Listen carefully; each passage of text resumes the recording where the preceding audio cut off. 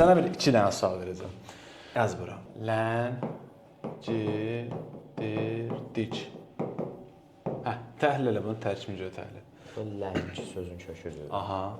Ləngimək. Aha.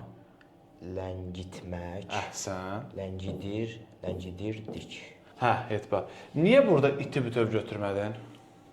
Çünki ləngimək demək olur deyə. Bəli, çünki t və ya ıt şəkilçisi həmişə nəyə artırılır?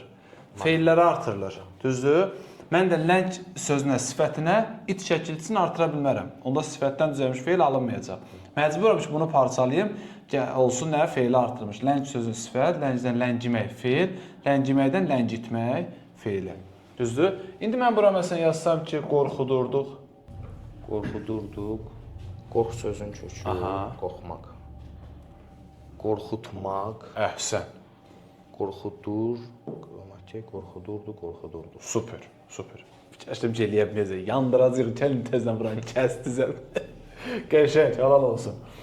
Bu arada, niyə bunu qorxu sözündən qorxu ismi yaradıb, qorxudan qorxut feil eləmədin? Qorxumaq feil olmur. Əhsən, bəli.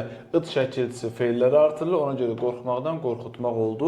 2 leksikcə belə dur, səni görsünlər. Bax, əla, əhsən. Sənə də əhsən, sənin müəlliminə də Ayşə müəllimə də əhsən. Təşəkkür, sağ ol, əyləş. 3 evetle uğurluyoruz.